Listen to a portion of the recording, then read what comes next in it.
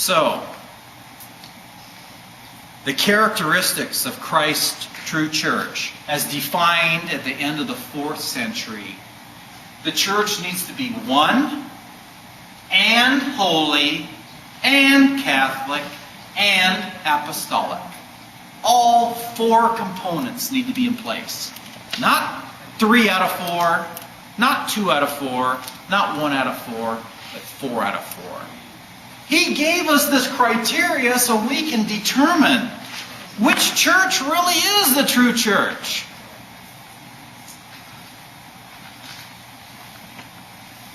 And I'll just leave you with a question since we're almost out of time.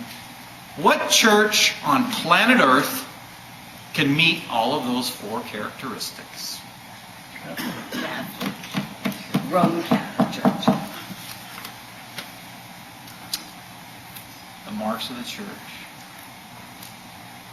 You know, we all need some criteria to determine the fullness of the truth. We need criteria to determine truth. What happens if we don't have criteria to judge something? Can you judge something? You need something to judge it on. You know, is the reason for believing a church is true because I have a warm, fuzzy feeling? Feelings, no. Can I pick on Todd's former church, my Mormon friends? They say, I pray and I received an answer that the church is true. That's what they base their beliefs on. Is that enough? We need specific criteria. And we are given the criteria right there. Well, I have a story this evening that is going to set the theme for tonight's class. Different denominations of money all came together one sad day at the shredder at the end of their lives. There was a $100 bill, a $20 bill, a $10 bill, and a $1 bill. And they all reminisced about the interesting lives they lived. The $100 bill said, I've seen the whole world during my lifetime. I've been on cruises in the Caribbean and Alaska, safaris in Africa, and vacations all over the world. The $20 said, well, I've not done quite as well as you, but not bad for a 20. I've been to Atlantic City, Disneyland, Starbucks, many restaurants and stores. The $10 bill said, although my life has not been as glamorous as yours, mine has been pretty interesting too. I've been in a lot of places and seen a lot of neat things. Being the main bill given to teenagers as their allowance, I've been to all kinds of funky stores and purchased some really weird things in my time. They all turned to the $1 bill and asked, well, how about you? The $1 bill, not wanting to be outdone, said in a bold, proud voice, I've seen the whole country as well. I've been from church to church to church. Then the $100 bill asked, what is a church? Ooh. But that's going to be our theme tonight, so keep that in the back of your minds. And I think I left last class like this, with a question. What church has all 4 of those marks? There's only one that I know of. Okay, I know you've been waiting for this all week. We're going to shift gears and now go into a topic that most people are interested. Money. I promised you last week, didn't I, at the end of class? I promised you that this class is going to be about financial planning. In other words, tonight we are going to talk about ways to make you very, very, very rich. So I hope you're glad you came this evening.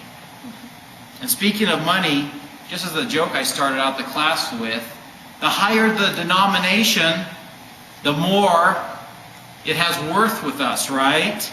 Most of us would rather receive a $100 bill than a $1 bill, right? You betcha. Well, what if someone were to offer you $1,000? What about $1 million? Keep going. How about $10 million? More Arlene. How about $100 million? I hope I got your interest. Well, tonight we're going to be talking about lots and lots and lots of money. But I got to qualify it. The money that we're going to be talking tonight is spiritual money.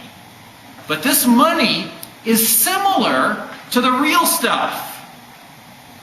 Because what does money do in our secular world for us? Buys things. What does it buy us? What's that? Everything. Okay? From the necessities of life to the fun things. Okay, that's a good way to put it. The more money you have, the more you can buy, right? And in the secular world, the more money you have, supposedly, the better the life you have, right? Okay, supposedly. Well, the spiritual money that we're talking about operates really, I think, in the same way as money does in our secular world. So, I'm going to try to make you multi-billionaires tonight. So are you ready? I got to say one thing now. My goal is to make you a multi-billionaire tonight.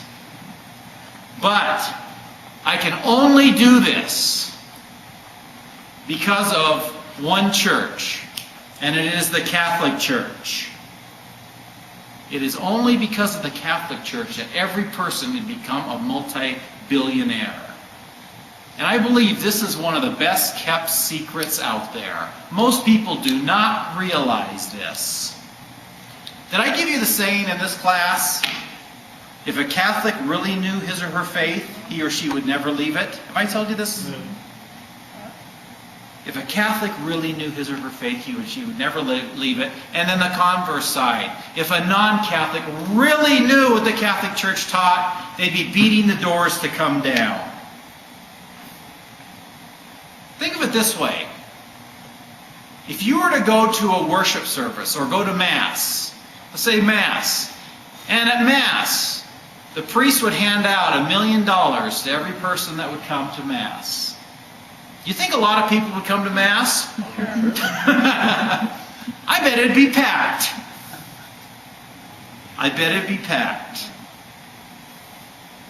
And that is what the Catholic Church does each and every Mass. You know, have you ever heard the phrase that Catholic Church is a very rich church, very wealthy church? But you know what? It is. They're correct. Because within the vault of the church, she has gifts that Christ gave as a means of spreading the wealth in a spiritual sense. So what does the Catholic Church have that all the other churches don't have with its worth so much? That leads us to question number 6 on our quiz. Question number 6.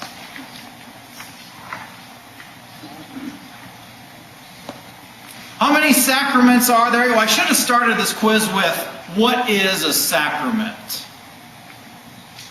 That was, Oh, okay.